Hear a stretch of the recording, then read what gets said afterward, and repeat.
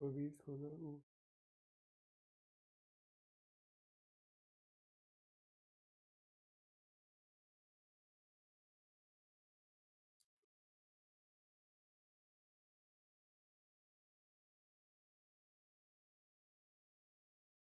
ये वो स्कूल है।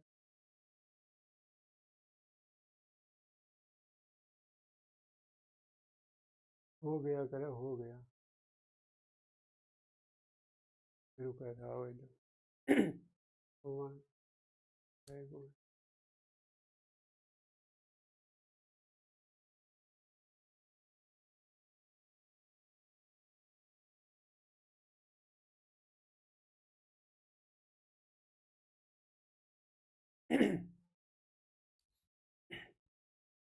नमस्कार दोस्तों, स्वागत है आप लोगों का टारगेट विद रिंकू चैनल में।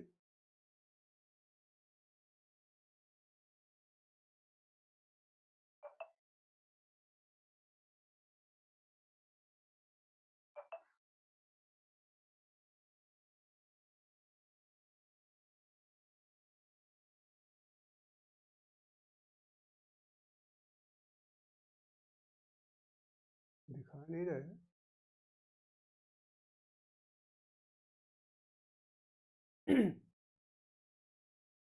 नमस्कार दोस्तों, स्वागत है आप लोगों का टारगेट विद रिंकू चैनल में। तो दोस्तों, हम लोग पढ़ रहे हैं एसआई के लिए जीएस, और आज हम लोग हिस्ट्री पढ़ेंगे, और हिस्ट्री का आज हम लोग थ्योरी पार्ट पढ़ेंगे। और इसमें हम लोग देखेंगे आज का जो हमारा टॉपिक है वह है बौद्ध धर्म।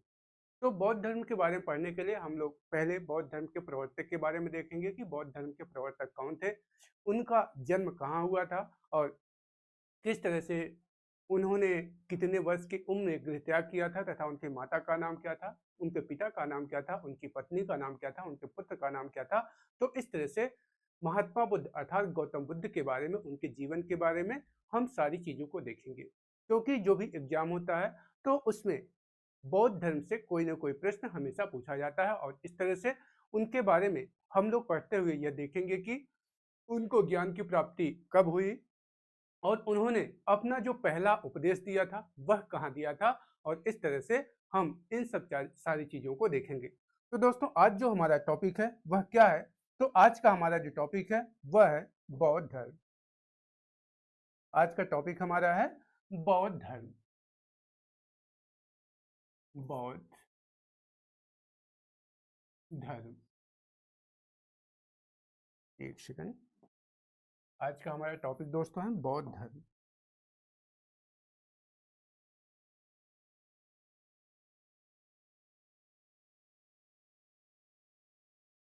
तो बौद्ध धर्म के बारे में हम लोग पढ़ने से पहले सबसे पहले देखेंगे कि इस बौद्ध धर्म के प्रवर्तक कौन थे, और प्रवर्तक के बारे में हम लोग जानने की कोशिश करेंगे। तो हमने आपको बताया कि जो बौद्ध धर्म के प्रवर्तक थे वह कौन थे, वह थे गौतम बुद्ध। तो दोस्तों, हम लोग देखेंगे कि बौद्ध धर्म के जो प्रवर्तक थे वह कौन थे। तो वह थे, इसके प्रवर्तक कौन थे बौद्ध धर्म के, तो वह थे गौतम बुद्ध। गौतम बुद्ध, गौतम बुद्ध बौद्ध धर्म के प्रवर्तक थे। तो इनके बारे में हम लोग सारी चीजें जानेंगे कि इनका जन्म कहाँ होता है, कब होता है, तथा इनको ज्ञान की प्राप्ति कब हुई थी, और किस तरह से इनका जो जीवन था वह था। तो अगर हम लोग देखें कि गौतम बुद्ध का जो जन्म होता है वह कब होता है, इनका जन्म 563 ईसा पूर्व में कपिल वस्तु के निकट लुम्बिनी नामक स्थान पर हुआ था। तो इनका जन्म, गौतम बुद्ध का जन्म, गौतम बुद्ध का जन्म 563 ईसा पूर्व में, ईसा पूर्व में कपिल वस्तु के निकट, कपिल वस्तु के निकट, कपिल वस्तु के लुम्बिनी में हुआ था। कहाँ पर हुआ था? तो इनका जन्म दोस्तों कपिल वस्तु के लुम्बिनी में हुआ था, लुम्बिनी में हुआ। और अगर देखें कि इनके पिता कौन थे, तो इनके पिता का नाम शुद्धोधन था, और वह शाक्यगढ़ के प्रधान थे। तो इनके पिता कौन थे? तो इनके पिता, इनके पिता का नाम, इनके पिता का नाम शुद्धोधन था, शुद्धोधन था।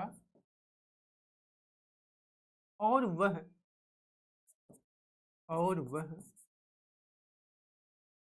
शाक्यगढ़ के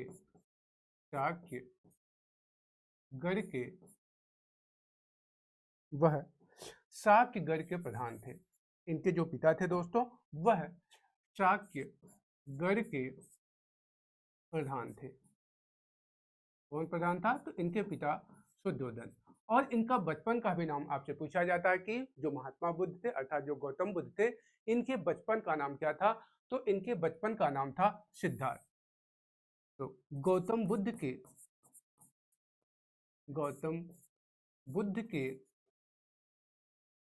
बचपन का नाम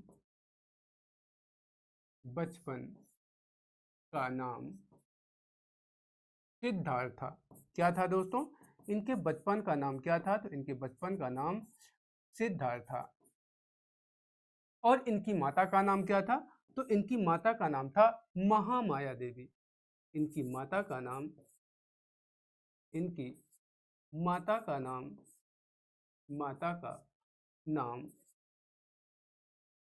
महामाया था। महामाया था।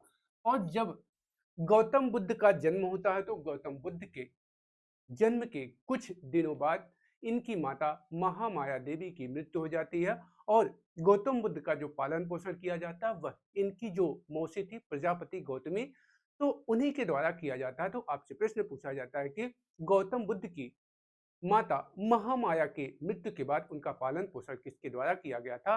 तो इनका पालन पोषण इनकी मौसी गौतमी प्रजापति के द्वारा किया जाता है। जैसा कि आप जानते हैं कि जो मौसी होती है वह माता के बाद दूसरा स्थान होता है, तो इसलिए इनका जो पालन पोषण किया गया था वह प्रजापति गौतमी अर्थात गौतम बुद्ध की मौसी के द्वारा किया गया था।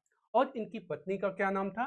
तो अगर हम लोग बात करें कि गौतम बुद्ध की जो पत्नी थी, तो गौतम बुद्ध की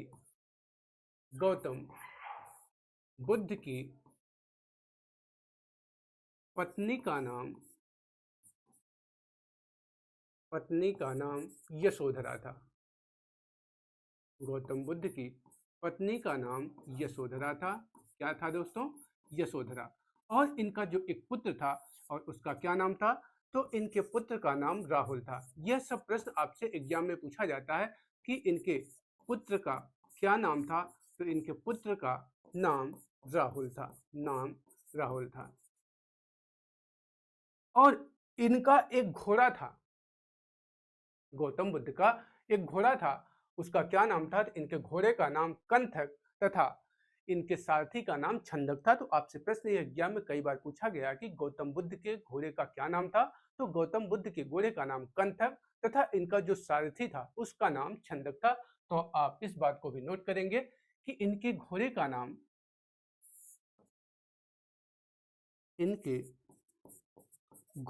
नाम गौतम बुद्ध के घोड़े का नाम कंथक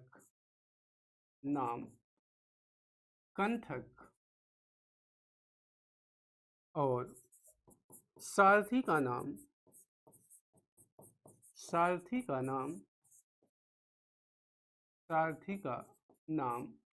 छंदक था। तो आप इसको भी याद रखेंगे कि इनके घोड़े का नाम कंथक तथा इनके सारथी का नाम छंदक था। तो आप इन सब बातों को याद रखेंगे। और अगर हम लोग बात करें दोस्तों कि इनके जो गुरु थे वह कौन थे, तो इनको दो गुरु थे। इनके जो सबसे पहले गुरु थे वह थे अलार कलाम तथा इनके जो दूसरे गुरु थे वह थे रुद्रक रामपुर। तो इनके दो गुरु थे। आपसे पूछा जाता है कि गौतम बुद्ध के गुरु कौन थे? तो इनके दो गुरु थे। पहले थे इनके गुरु का अगर हम लोग नाम लिखें तो इनके दो गुरु थे। पहले थे अलार कलाम तथा जो दूसरे गुरु इनके थे वह थे रुद्रक रामपुर इनके दूसरे गुरु माने जाते हैं। और होता क्या है दोस्तों कि जब एक बार इनके जीवन की जो घटना होती है उसी के बाद यह घर से निकल जाते हैं, गृह त्याग कर देते हैं और यह ऐसा जीवन व्यतीत करने लगते हैं।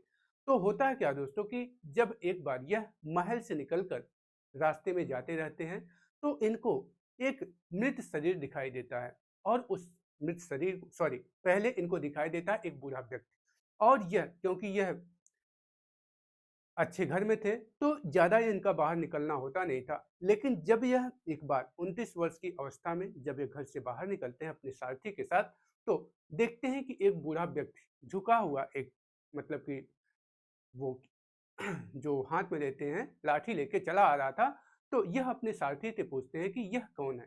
तो कहते हैं कि प्रभु यह वृद्ध व्यक्ति है और एक दिन सबकी यही दशा होने वाली है, सबकी यही अवस्था होने वाली है। उसके बाद जो दूसरा दृश्य देखते हैं, इनके जीवन के वो 4 दृश्य जो होते हैं वह इनके जीवन का पूरा कायाकल्प कर देते हैं, इनके जीवन का जो उद्देश्य था उसको बदल देते हैं। दूसरी बात ये देखते हैं कि एक मृत व्यक्ति रहता और उसको 4 लोग कंधे पर उठाकर लेके आते रहते हैं और राम नाम सत्य है, राम नाम सत्य है का नारा लगाते रहते हैं। तो पूछते हैं कि यह कौन है? तो कहते हैं कि यह मृत व्यक्ति है और इसको इसकी मृत्यु हो गई है और इसको लेके जा रहे हैं और एक दिन सबको इस जीवन से जाना है। तो दूसरा जो दृश्य होता है दोस्तों वह होता है मृत्यु व्यक्ति। जो तीसरा दृश्य होता है इनके जीवन का वह होता है एक बीमार व्यक्ति, और देखते हैं तो अपने सारथी से पूछते हैं कि यह क्या है? तो वह बताता है कि यह बीमार व्यक्ति है और इसे औषधि के लिए लेके जा रहे हैं, और हर इंसान कभी न कभी बीमार होता है। और जो सबसे लास्ट दृश्य देखते हैं कि एक संत आता रहता है, संत व्यक्ति रहता है और उसके चेहरे पर अजीब सी चमक रहती है, वह हंसता हुआ रहता है, उसे कोई दुख नहीं रहता। तो यह पूछते हैं कि आखिर यह कौन है जिसे कि किसी बात का कष्ट नहीं है और यह प्रसन्नचित अवस्था में चला जा रहा है? तो वह कहते हैं कि प्रभु यह संत है, इसे दुनिया से कोई लेना देना नहीं। और यही जो 4 दृश्य होते हैं वह उनके जीवन का जो उद्देश्य रहता है उसको बदल के रख देते हैं। और वह फिर अपने सारथी से कहते हैं कि हे सारथी, अब रथ को महल की तरफ मोड़ो। और फिर वह महल को आ जाते हैं और फिर वह सोच विचार करने लगते हैं और इनको यह ज्ञात हो जाता है कि जीवन में ज़्यादा कुछ नहीं है और वह सत्य की खोज करने के लिए निकलना चाहते हैं। और फिर रात्रि के अंधेरे में वह अपने पिता, पुत्र, पत्नी और पिता, पुत्र, पत्नी का मोह त्याग कर वह महल से निकल जाते हैं। और फिर 29 वर्ष की अवस्था में वह जब महल से निकलते हैं तो वह जाते हैं गया, और गया में एक पीपल के वृक्ष के नीचे वह तपस्या करते हैं और वह पीपल का वृक्ष निरंजना नदी के तट पर था। और इस तरह से वहां पर इनको लगभग 6 वर्षों के बाद अर्थात 35 वर्ष की अवस्था में ज्ञान की प्राप्ति होती है। और जब यह ज्ञान की प्राप्ति होती है तो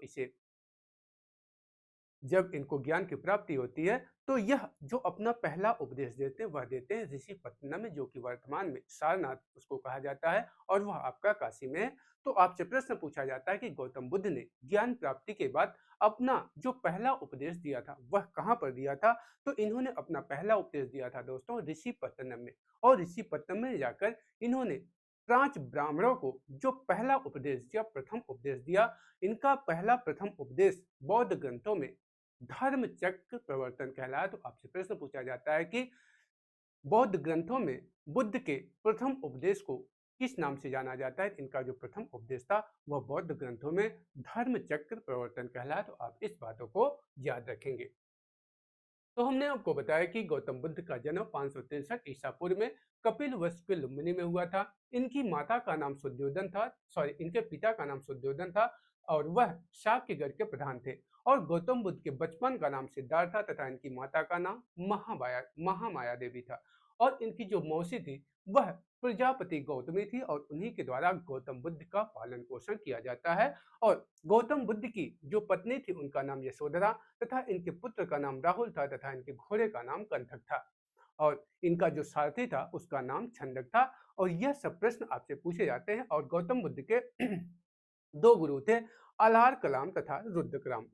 सबसे पहले गौतम बुद्ध अलार कलाम के पास जाते हैं, लेकिन उनसे भी इनके जो भी इनके वो रहते हैं, जो इनकी शंकाएं रहती है उनका उससे समाधान प्राप्त करना चाहते हैं, लेकिन वह उनको संतुष्ट नहीं कर पाते। फिर यह जाते हैं रुद्रक रामपुत्र के पास, यह भी इनकी आकांक्षाओं को संतुष्ट नहीं कर पाते और इस तरह से फिर वह सत्य की खोज में निकल जाते हैं और 29 वर्ष की अवस्था में यह गृह त्याग करते हैं और फिर 6 वर्ष के बाद इनको ज्ञान की प्राप्ति होती है। तो आइए देखते हैं दोस्तों कि इनको ज्ञान की प्राप्ति कहाँ पर हुई थी। उन सब प्रश्नों को आपसे पूछा जाता है। तो इनकी ज्ञान प्राप्ति के बारे में हम लोग कुछ पॉइंट नोट करेंगे। आखिर इनको ज्ञान की प्राप्ति कहाँ पर हुई थी और किस तरह से इन्होंने कहाँ पर तपस्या किया था। तो अगली बात जो हम लोग करेंगे वह करेंगे ज्ञान प्राप्ति के बारे में। ज्ञान प्राप्ति,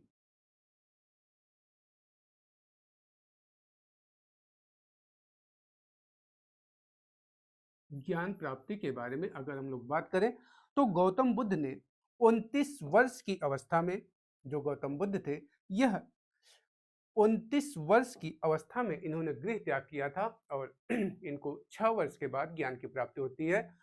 तो गृह त्याग के बाद, गृह त्याग के, एक सेकंड, गृह त्याग के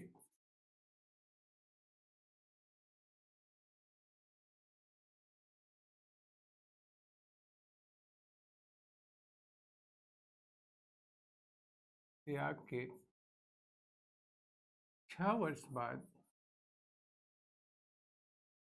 6 वर्ष बाद ज्ञान की प्राप्ति हुई, ज्ञान की प्राप्ति हुई।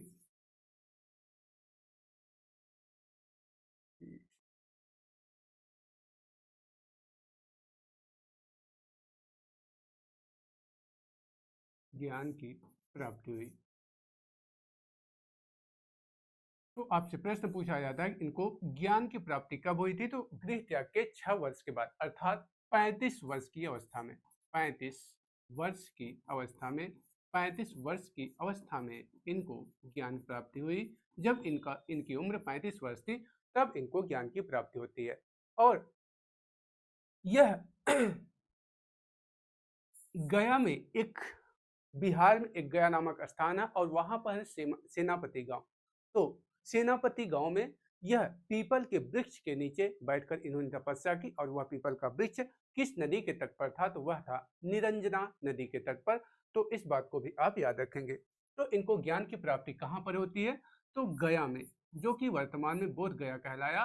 तो गया में, और गया कहाँ है, तो यह आपका है बिहार। और गया में कहाँ पर, तो सेनापति गांव में। आपसे कभी कभी गांव पूछा जाता है कि इन्होंने किस गांव, वह कौन सा गांव था जहां पर इन्होंने तपस्या की थी। वह था सेनापति गांव, सेनापति गांव। और अगर नदी की बात करें तो निरंजना नदी के तट पर, निरंजना, जिसे कि पुनपुन नदी कहा जाता है, पुनपुन नदी, पुनपुन नदी के तट पर, नदी के तट पर इनको ज्ञान की प्राप्ति होती है। और वह वृक्ष कौन था, तो इन्होंने पीपल के वृक्ष के नीचे, पीपल के वृक्ष के नीचे इनको ज्ञान की प्राप्ति होती है, पीपल के वृक्ष के नीचे। तो यह सभी प्रश्न आपसे पूछे जाते हैं कि इनको गृह त्याग के कितने वर्षों बाद ज्ञान की प्राप्ति होती है। तो वह प्राप्ति होती है 6 वर्षों के बाद। और इन्होंने बिहार के गया में एक सेनापति गांव था। उस सेनापति गांव में एक बोध वृक्ष, एक वृक्ष था, पीपल का वृक्ष, जिसे कि ज्ञान प्राप्ति के बाद वह वृक्ष बोध वृक्ष कहलाया। और उसी वृक्ष के नीचे बैठकर इन्होंने तपस्या की और 6 वर्षों के बाद इनको ज्ञान की प्राप्ति होती है। और यह जो वृक्ष था दोस्तों, वह बोधि वृक्ष कहलाया और वह स्थान बोध गया के नाम से जाना जाता है। तो आप इसको भी नोट करेंगे कि यह पीपल का वृक्ष, पीपल का वृक्ष ज्ञान प्राप्ति के बाद, ज्ञान प्राप्ति के बाद बोध वृक्ष कहलाया। ज्ञान प्राप्ति के बाद बोध वृक्ष कहा गया। और इस स्थान को, इस स्थान को बोध गया नाम से जाना गया। इस स्थान को बोध गया, बोध गया नाम से जाना गया।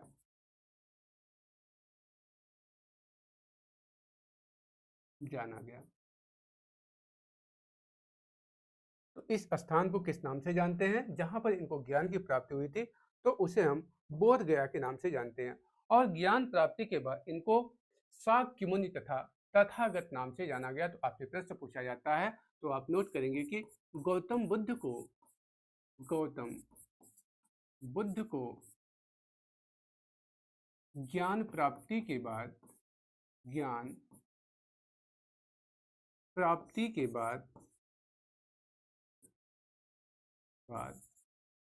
तथागत और शाक्य मुनि के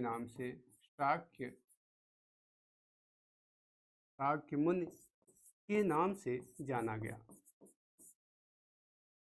तो आपसे प्रश्न पूछा जाता है कि महात्मा बुद्ध को जब ज्ञान की प्राप्ति हो गई तो ज्ञान प्राप्ति के बाद उनको किन किन नामों से जाना गया?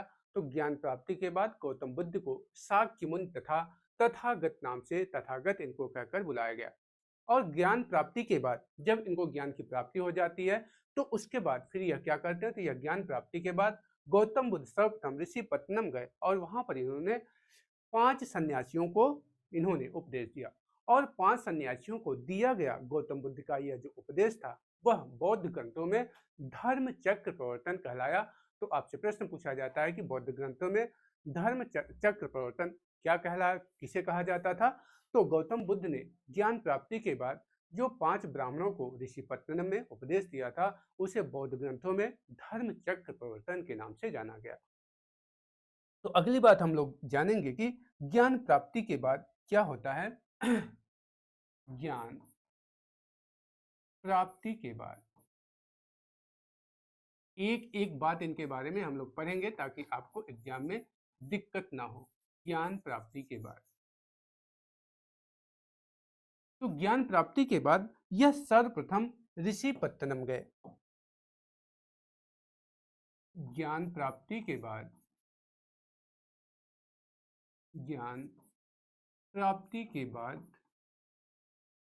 गौतम बुद्ध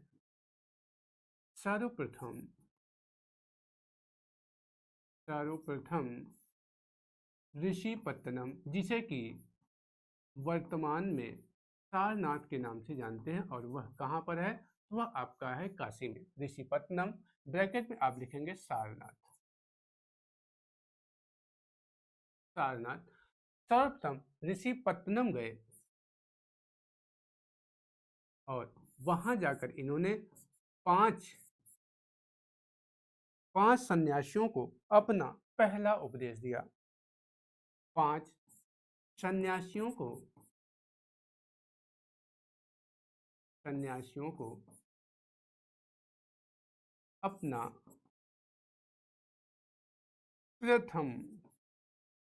प्रथम उपदेश दिया। और यह दिया गया इनका प्रथम उपदेश बौद्ध ग्रंथों में धर्म चक्र प्रवर्तन कहलाया। तो आप इसको नोट करेंगे कि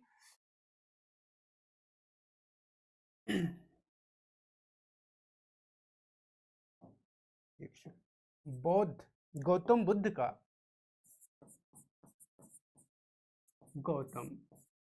का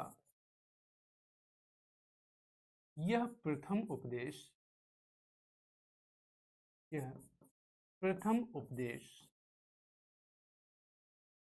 बौद्ध ग्रंथों में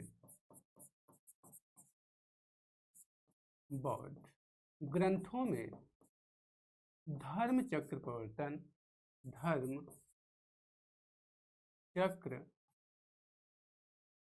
प्रवर्तन कहलाया। धर्म चक्र प्रवर्तन कहा गया। क्या कहा गया? आपसे प्रश्न पूछा जाता है कि महात्मा बुद्ध ने सारनाथ में जब अपना पहला उपदेश दिया 5 सन्यासियों को, तो उनका दिया गया यह उपदेश बौद्ध ग्रंथों में क्या कहलाया? वह कहलाया धर्म चक्र प्रवर्तन। गौतम बुद्ध का दिया गया पहला उपदेश बौद्ध ग्रंथों में धर्म चक्र प्रवर्तन के नाम से जाना गया। और गौतम बुद्ध ने अपना अंतिम उपदेश किसको दिया था? इन्होंने अपना अंतिम उपदेश सुबुद्ध को दिया था। तो आप इसको भी याद रखेंगे। गौतम बुद्ध ने गौतम बुद्ध ने अपना अंतिम उपदेश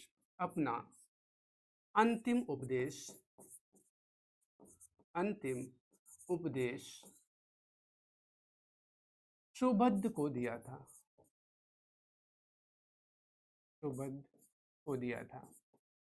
तो यहाँ पे आप नोट करेंगे कि इन्होंने अपना प्रथम उपदेश कहाँ पर दिया था, किसको दिया था? तो इन्होंने अपना प्रथम उपदेश ज्ञान प्राप्ति के बाद जो यह अपना प्रथम उपदेश देते हैं वह देते हैं 5 सन्यासियों को ऋषि पतनम में, और इनका दिया गया वह प्रथम उपदेश बौद्ध ग्रंथों में धर्म चक्र प्रवर्तन के नाम से जाना गया।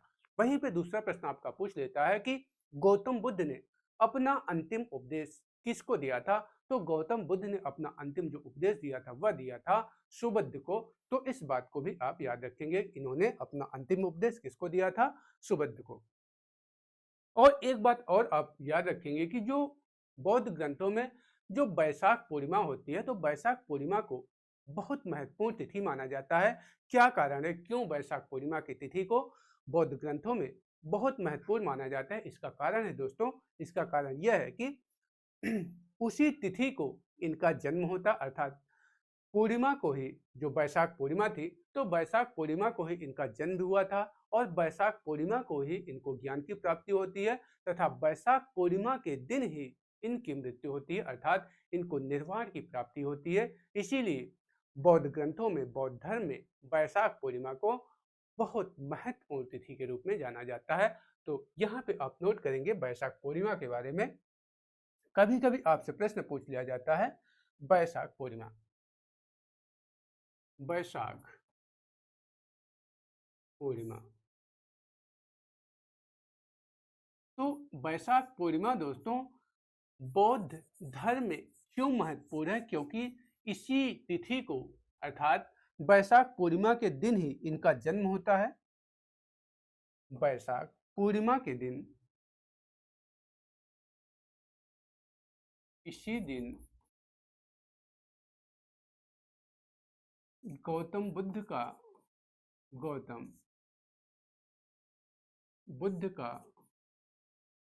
जन्म हुआ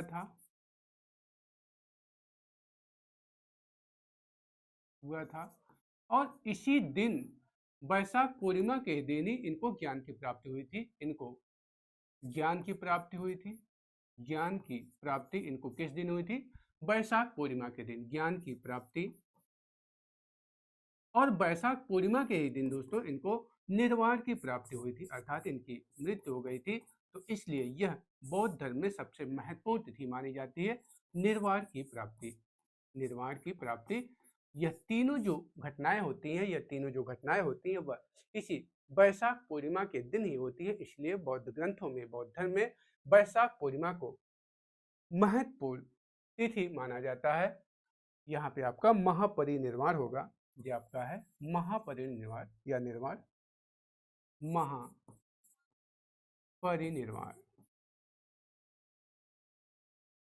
महापरिनिर्वाण की प्राप्ति। इसीलिए इसको बौद्ध ग्रंथों में, अर्थात बौद्ध धर्म में सबसे महत्वपूर्ण तिथि माना जाता है बैसाख पूर्णिमा को। अगली बात हम लोग नोट करें दोस्तों, अगली बात क्या है कि बुद्ध के जीवन के 4 परिवर्तनकारी दृश्य क्या थे? तो आइए उसको भी हम लोग नोट करते हैं कि बुद्ध के जो 4 परिवर्तनकारी दृश्य थे उनको हम लोग नोट कर लेते हैं। बुद्ध के जीवन के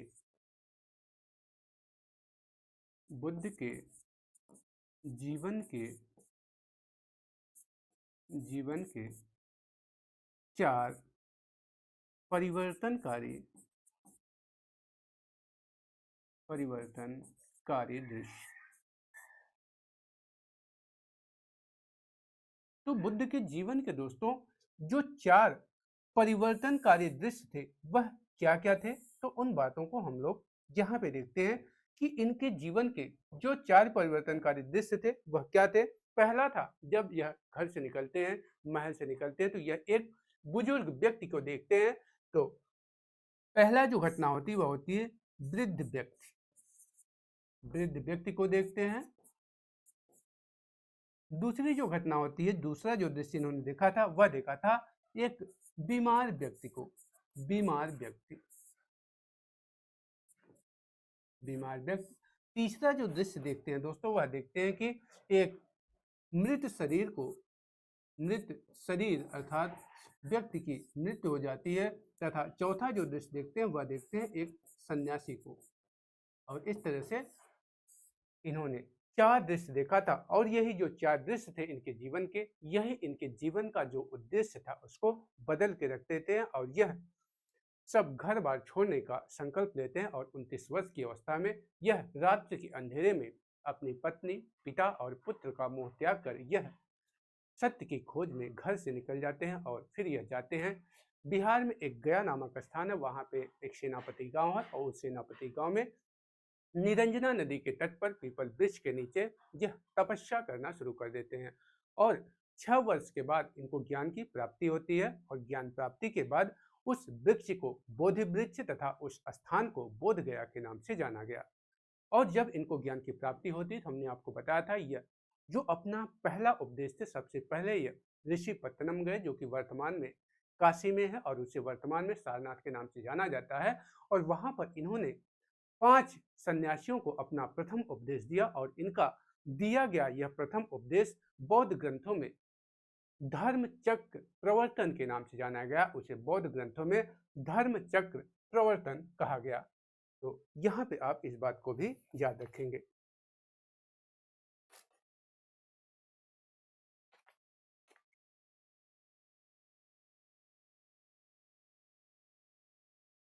तो अगर हम लोग बात करें दोस्तों कि जब इन्होंने गृह त्याग किया था तो उसे क्या कहा जाता है, तो उस बात को भी हम लोग नोट कर लेते हैं। तो यहाँ पे हम लोग थोड़ी सी यहाँ पे नोट कर ले, थोड़ी जगह पे इनका जो गृह त्याग था तो बौद्ध ग्रंथों में, एक सेकंड नेक्स्ट पेज ले लेते हैं।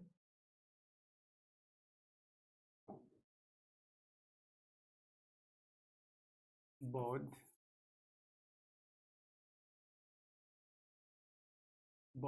ग्रंथों में अगर हम लोग बात करें तो इनका जो गृह त्याग था उसे क्या कहा गया, तो इनका गृह त्याग महाभिनिष्क्रमण कहलाया।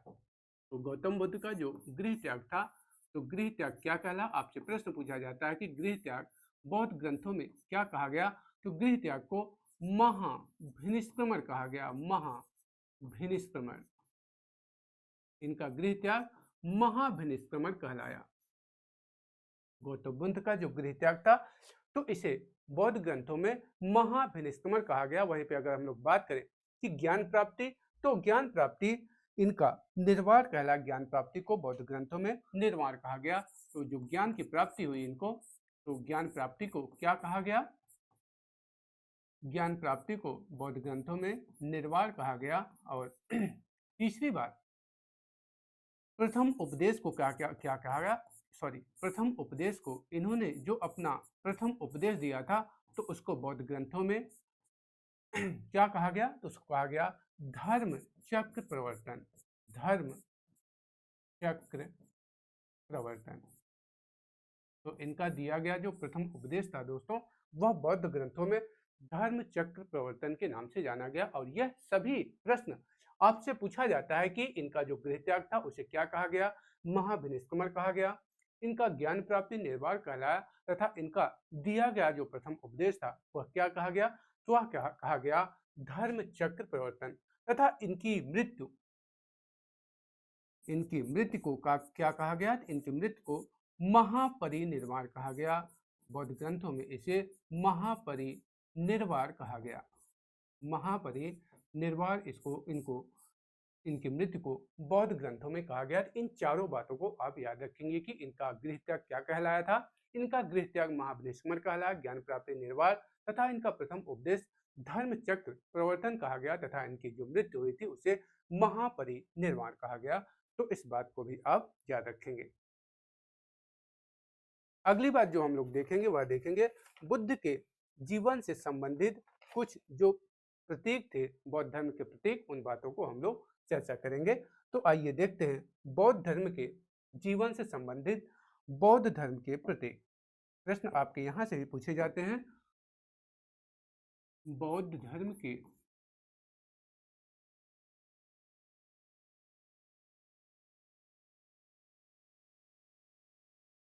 बुद्ध के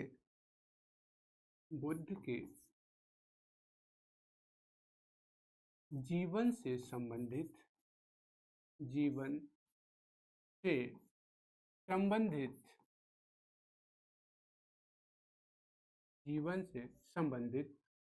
बौद्ध धर्म के प्रतीक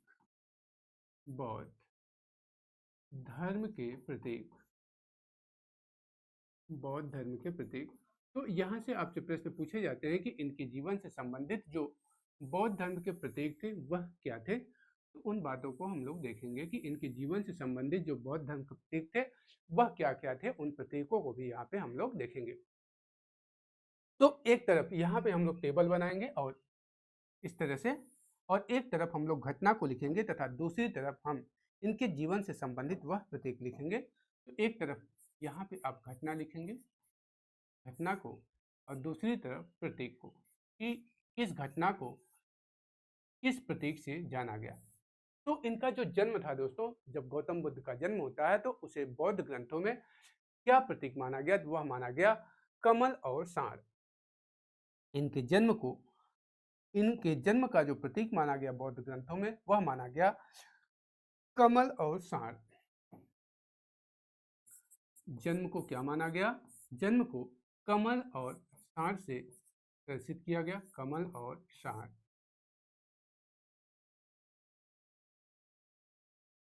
और जो इनका गृह त्याग था उसे अश्व से प्रदर्शित किया गया। इनका जो गृह त्याग होता है तो गृह त्याग का जो प्रतीक था वह अश्व माना गया बौद्ध ग्रंथों में। महात्मा बुद्ध के गृह त्याग को अश्व से तथा इनके जन्म को कमल और सांड से प्रदर्शित किया गया। वहीं पे ज्ञान प्राप्ति को पीपल माना गया, ज्ञान प्राप्ति को पीपल से प्रदर्शित किया गया क्योंकि इनको ज्ञान की प्राप्ति पीपल के वृक्ष के नीचे हुई थी, इसलिए ज्ञान प्राप्ति को बौद्ध धर्म में पीपल का प्रतीक माना गया, पीपल को ज्ञान प्राप्ति का प्रतीक माना गया। तथा जो अगली बात हम लोग करेंगे ज्ञान प्राप्ति का जो प्रतीक माना गया बौद्ध धर्म में वह पीपल को माना गया। तथा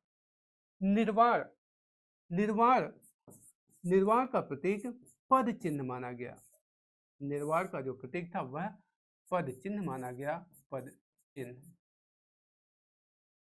निर्वाण का जो प्रतीक था वह पद चिन्ह माना गया तथा महापरिनिर्वाण को स्तूप से प्रदर्शित किया गया। महापरिनिर्वाण का जो प्रतीक था दोस्तों वह क्या था, तो वह था स्तूप। तो यहाँ पे हमने देखा कि बुद्ध के जीवन से संबंधित बौद्ध धर्म के जो प्रतीक थे वह क्या क्या थे। और प्रश्न आपके एग्जाम में पूछे जाते हैं कि बुद्ध के बौद्ध ग्रंथों में बुद्ध के जन्म का क्या प्रतीक था, वह था कमल और सांड। गृह त्याग का क्या प्रतीक था, अश्व। ज्ञान प्राप्ति का जो प्रतीक था वह क्या था, पीपल। तथा बुद्ध के निर्वाण का जो प्रतीक था वह था पद चिन्ह। तथा महापरिनिर्वाण का जो प्रतीक माना जाता है दोस्तों वह माना जाता है स्तूप को बौद्ध ग्रंथों में बुद्ध के महापरिनिर्वाण का प्रतीक माना जाता है। अब हम लोग बात करेंगे कि बुद्ध की शिक्षाएं और सिद्धांत के बारे में। तो आइए देखते हैं कि बुद्ध के शिक्षा और सिद्धांत के बारे में हम लोग बात करते हैं। बुद्ध की शिक्षाएं और सिद्धांत। बुद्ध की शिक्षाएं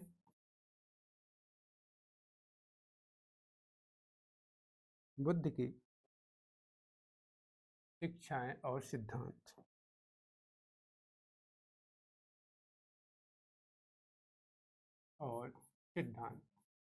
तो यहाँ पे हम लोग बुद्ध की शिक्षाओं और सिद्धांत के बारे में चर्चा करेंगे कि उनके क्या क्या सिद्धांत हैं। तो उन बातों पे हम लोग यहाँ पे बात करेंगे।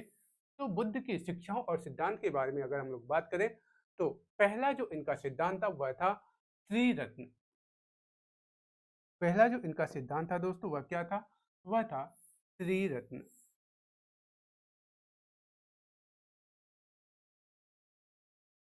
पहला जो इनका सिद्धांत था वह क्या था, वह था त्रिरत्न। और त्रिरत्न में क्या क्या था, तो इसमें था आपका जो त्रिरत्न हुआ था बुद्ध, धम्म और संघ।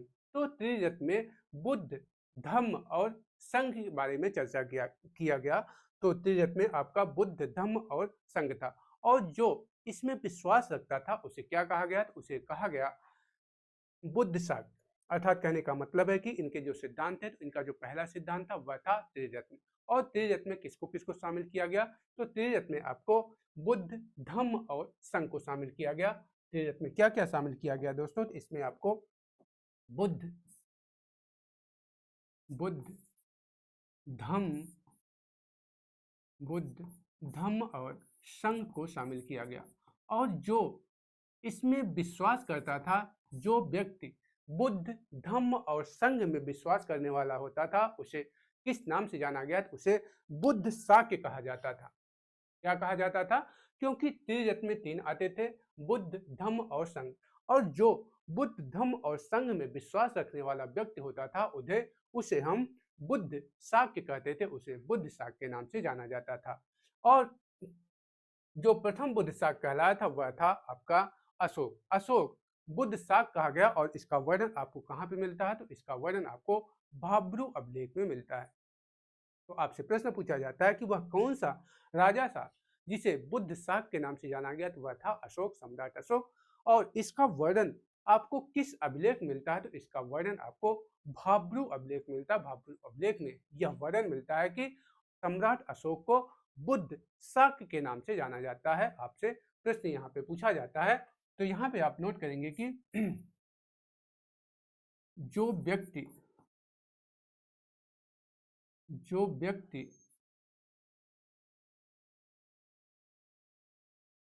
त्रिरत्न में विश्वास रखता था,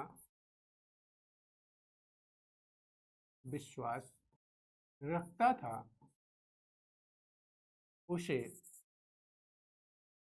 बुद्ध शाक्य कहा गया। बुद्ध शाक्य कहा गया। क्या कहा गया? बुद्ध शाक्य के नाम से उसे जाना गया, वह बुद्ध शाक्य कहा गया।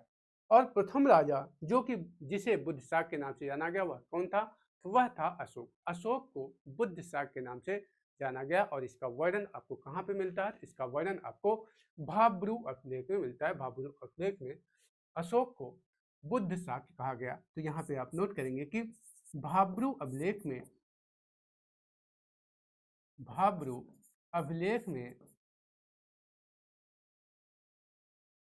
सम्राट अशोक को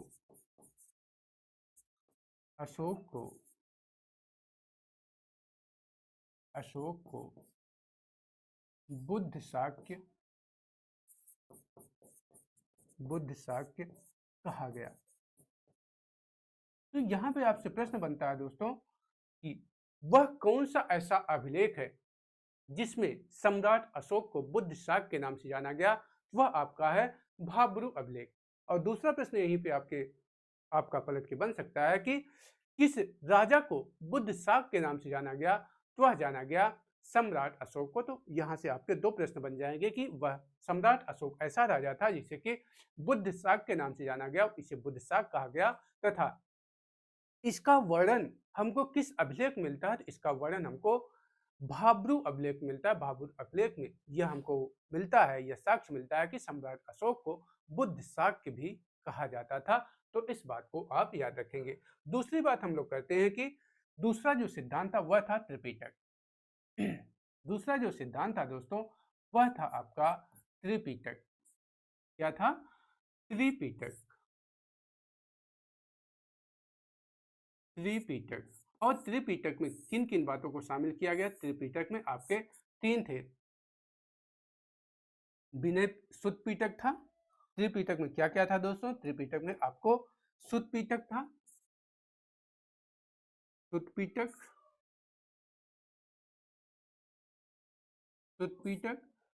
विनय पिटक तथा अभिधम पिटक।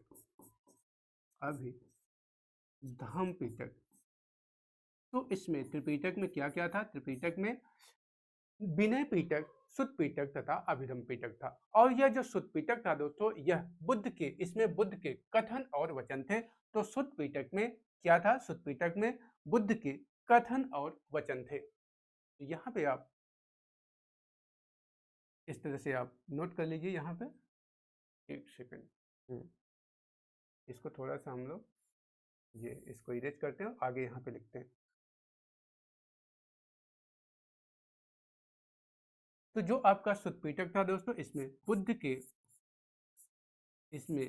बुद्ध के वचन और कथन थे। बुद्ध के वचन और कथन थे। वचन और कथन।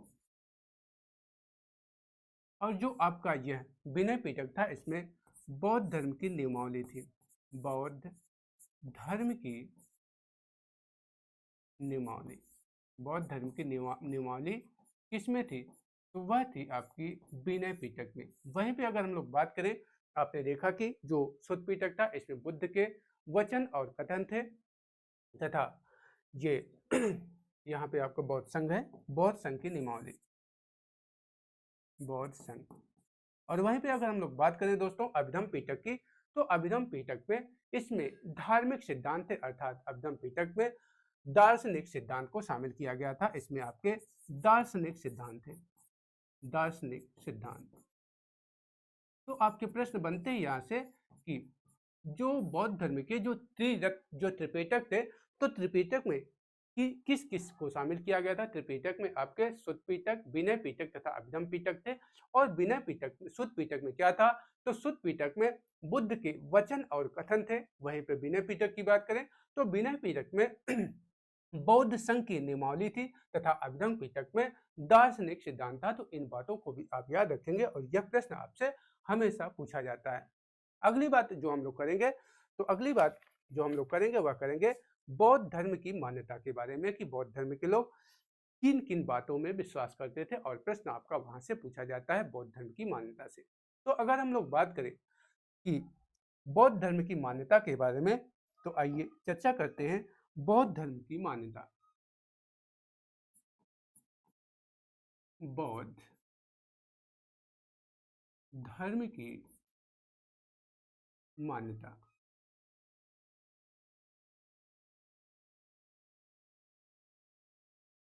तो जो बौद्ध धर्म के लोग थे, जो बौद्ध धर्म को मानने वाले थे, वह कहते थे सृष्टि नश्वर है।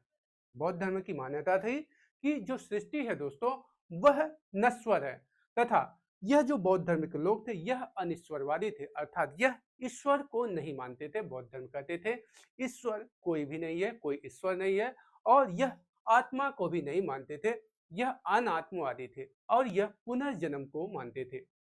जो बौद्ध धर्म के लोग थे वह क्या थे? वह कहते थे सृष्टि नश्वर है तथा यह अनिश्वरवादी थे, अर्थात बौद्ध धर्म के मानने वाले लोग ईश्वर को नहीं मानते थे। तीसरी बात, जो बौद्ध धर्म के लोग थे वह अनात्मवादी थे, अर्थात यह आत्मा को भी नहीं मानते थे। चौथी बात कि बौद्ध धर्म के लोग पुनर्जन्म में विश्वास करते थे। वहीं पे जो बौद्ध धर्म था और जैन धर्म, तो बौद्ध धर्म जैन धर्म सभी बातों में समान था, लेकिन एक बात पर बौद्ध धर्म और जैन धर्म में मतलब की भिन्नता आ जाती है कि जो जैन धर्म के लोग थे वह आत्मा को मानते थे, लेकिन बौद्ध धर्म के लोग आत्मा को नहीं मानते थे। कभी कभी आपसे प्रश्न पूछ लिया जाता है कि निम्नलिखित में से जैन धर्म और बौद्ध धर्म में क्या अंतर था, क्या भिन्नता थी? तो आप याद रखेंगे कि जो बौद्ध धर्म था वह अनात्मवादी था, अर्थात बौद्ध धर्म के लोग आत्मा को नहीं मानते थे, लेकिन जो जैन धर्म के लोग थे वह आत्मा को मानते थे। तो यही बात बौद्ध धर्म और जैन धर्म में अंतर होती है कि बौद्ध धर्म के लोग अनात्मवादी थे, लेकिन जैन धर्म के लोग आत्मवादी थे, वह आत्मा को मानते थे, आत्मा में विश्वास करते थे। तो आप यहाँ पे इन बातों को भी नोट कर लेते हैं। तो आइए देखते हैं क्या क्या चीजें नोट करनी चाहिए। तो बौद्ध धर्म की क्या मान्यता थी? सृष्टि नश्वर है, सृष्टि नश्वर है। बौद्ध धर्म के लोग सृष्टि को नश्वर मानते थे, या कहते थे कि सृष्टि नश्वर है। दूसरी बात, ये ईश्वर को नहीं मानते थे, अनिश्वरवादी थे।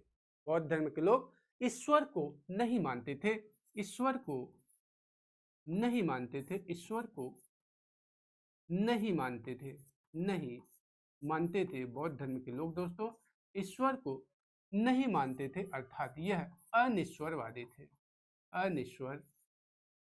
अनिश्वरवादी, बौद्ध धर्म के लोग अनिश्वरवादी थे।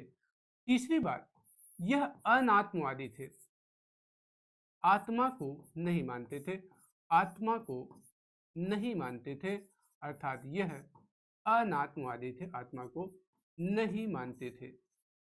तो बौद्ध धर्म के लोग अनात्मवादी थे, अनात्मवादी, यह आत्मा को नहीं मानते थे, लेकिन पुनर्जन्म में विश्वास करते थे, पुनर्जन्म में विश्वास करते थे, पुनर्जन्म में इनका विश्वास था, बौद्ध धर्म के लोगों का पुनर्जन्म में विश्वास था। तो हमने बताया कि जो बौद्ध धर्म और जैन धर्म के लोग थे इनकी लगभग सारी मान्यता बराबर थी, सभी बातों में यह समानता प्रदर्शित करते थे, लेकिन बात करें तो जो बौद्ध धर्म के लोग थे यह ईश्वर को नहीं हाँ, बौद्ध धर्म के लोग आत्मा को नहीं मानते थे, लेकिन जो जैन धर्म के लोग थे वह आत्मा में विश्वास करते थे। तो आप इस बात को भी याद रखेंगे। अगली बात जो हम लोग करेंगे बौद्ध धर्म के संगीतियों के बारे में। तो आइए अगली बात जो हम लोग करते हैं वह करते हैं बौद्ध धर्म की संगीतियां।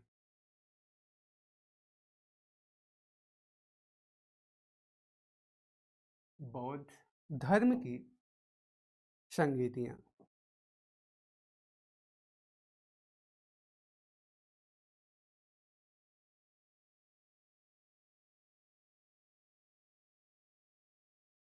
संगीतियां या बैठक, इसको आप बैठक भी कह सकते हैं कि बौद्ध धर्म की कुल कितनी संगीतियां होती है। तो बौद्ध धर्म की कुल दोस्तों 4 संगीतियां होती हैं।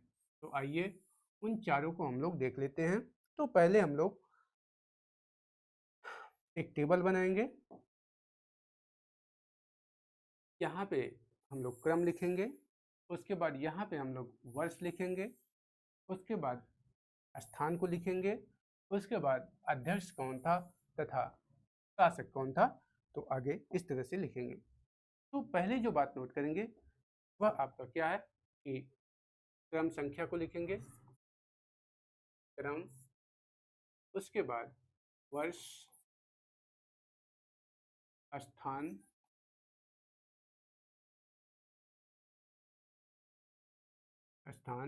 और इसकी अध्यक्षता कौन किया था, अध्यक्ष, और फिर शासक, किसके शासनकाल में कौन सी बौद्ध संगीत समिति होती है। तो इन सारी बातों को हम लोग टेबल वाइज देखेंगे।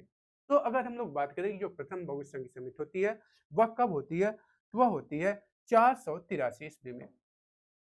जो प्रथम बौद्ध संगीत समिति हुई थी वह कब हुई थी, वह हुई थी 483 ईसापुर में। 483 ईसापुर में यह प्रथम बौद्ध संगीत समिति होती है। कहाँ पर होती है दोस्तों, यह होती है राजगृह में। बिहार का एक स्थान है राजगृह, तो राजगृह में हुई थी। और इसके जो अध्यक्ष थे, प्रथम बौद्ध संगीत समिति के जो अध्यक्ष थे वह कौन थे, तो वह थे महाकश्यप। इसके अध्यक्ष महाकश्यप थे। और यह किसके शासनकाल में होता है, तो यह होता है अजातशत्रु के शासनकाल में। महाकश्यप, और किसके शासक उस समय कौन था, वह था अजातशत्रु। यह प्रथम जो बौद्ध संगीत समिति होती है या किसके शासनकाल में होती है, तो यह होती है अजातशत्रु के शासनकाल में। जो द्वितीय होती है दोस्तों वह कब होती है, तो वह होती है जो द्वितीय बौद्ध संगीत समिति होती है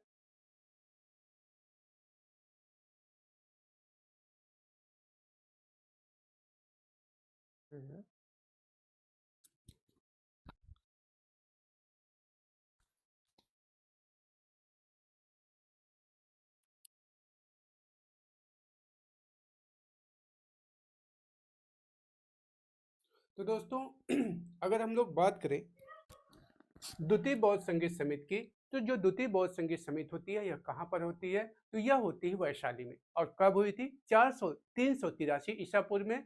और इसकी अध्यक्षता किसके द्वारा की गई थी, इसके अध्यक्ष थे शुभकामी, तथा इस समय शासक कौन था, तो शासक था कालाशोक। तो इस तरह से आपको पता होगा कि जो द्वितीय बौद्ध संगीत समिति होती है वह किसके शासनकाल में होती है, तो वह होती है दोस्तों द्वितीय बौद्ध संगीत समिति किसके शासनकाल में होती है? तो वह होती है काला अशोक के शासनकाल में। तो आप इस बात को याद रखेंगे। तो अगर स्थान की बात करें तो स्थान कहाँ पे है? तो वह आपका है वैशाली। वैशाली में द्वितीय बौद्ध संगीत समिति होती है और इसके अध्यक्ष कौन थे? वह थे शुबु कामी। शुबु कामी के द्वारा इसकी अध्यक्षता की गई थी। और किस इसमें शासक कौन था? तो वह था कालाशोक। तो द्वितीय बौद्ध संगीत समिति किसके शासनकाल में होती है? वह होती है कालाशोक के शासनकाल में। कहाँ पर हुई थी? वैशाली में। अध्यक्षता शुबुकामी के द्वारा की गई थी तथा वर्ष इसका था 383 ईसा पूर्व। अगर तृतीय की बात करें तो जो तृतीय बौद्ध संगीत समिति होती है दोस्तों, यह कब होती है? तो यह होती है 247 ईसा पूर्व में। अगर तृतीय की बात करें तो तृतीय बौद्ध संगीत समिति आपकी 247 ईसा पूर्व में होती है, 247 ईसा पूर्व में। और यह कहाँ पर होती है? तो यह आपकी होती है पाटलिपुत्र में। पाटलिपुत्र में तृतीय बौद्ध संगीत समिति का आयोजन होता है और इसकी अध्यक्षता किसके द्वारा की गई थी? जो तृतीय बौद्ध संगीत समिति होती है इसकी अध्यक्षता आपको किसके द्वारा की जाती है? तो इसकी अध्यक्षता मोगलीपुत्तिस के द्वारा की गई थी। मोगलीपुत्तिस, इसके अध्यक्ष कौन थे? वह थे मोगलीपुत्तिस। मोगलीपुत्तिस तृतीय बौद्ध संगीत समिति के अध्यक्ष थे। और इसमें शासक कौन था? तो वह था अशोक। तो आपको पता होगा, अर्थात आपको याद रखना होगा कि जब तृतीय बौद्ध संगीत समिति होती है तो इसकी अध्यक्षता किसके द्वारा की जाती है? इसकी अध्यक्षता मोगलीपुत्तिस द्वारा की गई थी तथा यह कहाँ पर आयोजित हुई थी? यह हुई थी पाटलिपुत्र में। तथा उसमें शासक कौन था तृतीय बौद्ध संगीत समिति के समय? तो उस समय शासक था सम्राट अशोक। तो दोस्तों, तृतीय बौद्ध संगीत समिति का आयोजन किसके शासनकाल में होता है? वह होता है अशोक के शासनकाल में, पाटलिपुत्र में, तथा इसका वर्ष था 247 ईसा पूर्व में। चतुर्थ की अगर हम लोग बात करें तो यह होती है ईसा की प्रथम शताब्दी में। चतुर्थ बौद्ध संगीत समिति अगर चतुर्थ की हम लोग बात करें तो यह होती है ईसा की प्रथम शताब्दी में। ईसा की प्रथम शताब्दी में, ईसा की प्रथम शताब्दी में चतुर्थ बौद्ध संगीत समिति का आयोजन होता है। कहाँ पर होता है? कश्मीर के कुंडलवन में। कुंडलवन में। और यह कहाँ पर है? यह आपका कश्मीर में है। कश्मीर के कुंडलवन में चतुर्थ बौद्ध संगीत समिति का आयोजन होता है। कश्मीर के कुंडलवन में। कश्मीर के कुंडलवन में चतुर्थ बौद्ध संगीत समिति का आयोजन होता है और इसकी अध्यक्षता किसके द्वारा की जाती है? तो चतुर्थ बौद्ध संगीत समिति की जो अध्यक्षता की जाती है वह की जाती है वसुमित्र द्वारा। इसकी अध्यक्षता वसुमित्र के द्वारा की गई थी। वसुमित्र। और उपाध्यक्ष कौन थे? तो वह थे अश्वघोष। तो आप इसको भी याद रखेंगे। चतुर्थ बौद्ध संगीत समिति में जो उपाध्यक्ष थे वह अश्वघोष थे तथा इसके अध्यक्ष वसुमित्र थे। तो इसके उपाध्यक्ष अश्वघोष थे। अश्वघोष। और इसमें शासक कौन था? तो वह था कनिष्क। तो कनिष्क के शासनकाल में चतुर्थ बौद्ध संगीत समिति का आयोजन होता है। और यहीं पे दोस्तों आपसे प्रश्न पूछा जाता है कि किस बौद्ध संगीत समिति के दौरान बौद्ध धर्म दो संप्रदायों में विभक्त हो गया था? तो वह होता है चतुर्थ बौद्ध संगीत समिति। और उसमें शासक कौन था? तो वह था कनिष्क। तो कनिष्क के शासनकाल में बौद्ध धर्म का दो संप्रदायों में विभाजन हो जाता है, हीनयान तथा महायान। तो इस तरह से आप इस बात को भी याद रखेंगे कि बौद्ध धर्म का विभाजन हीनयान तथा महायान किसके शासनकाल में होता है? वह होता है कनिष्क के शासनकाल में। इसी चतुर्थ बौद्ध संगीत समिति के दौरान बौद्ध धर्म का हीनयान तथा महायान में विभाजन हो जाता है और उसमें शासक कौन था? वह था कनिष्क। तो आप इस बात को भी याद रखेंगे। तो दोस्तों, यहाँ पे हमने आपको बौद्ध धर्म के बारे में, बौद्ध धर्म के जीवन, शिक्षा, सिद्धांत और उनके ज्ञान प्राप्ति के बाद क्या हुआ था और उनका जो धर्म था तथा बौद्ध संगीत समितियां तथा महापरिनिर्वाण, सारी चीजों को एक जगह पे आपको एक ही क्लास में सारी चीजों को हमने डिस्कस कर दिया। तो अगर इतना आप तैयार कर लेंगे तो आप कोई भी एग्जाम देंगे, चाहे यूपीएसआई हो, चाहे यूपीपी हो, चाहे अन्य कोई वनडे एग्जाम हो, फिर आपको यहाँ से प्रश्न गलत नहीं होंगे। तो ठीक है दोस्तों, मिलते हैं फिर नेक्स्ट क्लास में नेक्स्ट टॉपिक के साथ। तब तक के लिए धन्यवाद।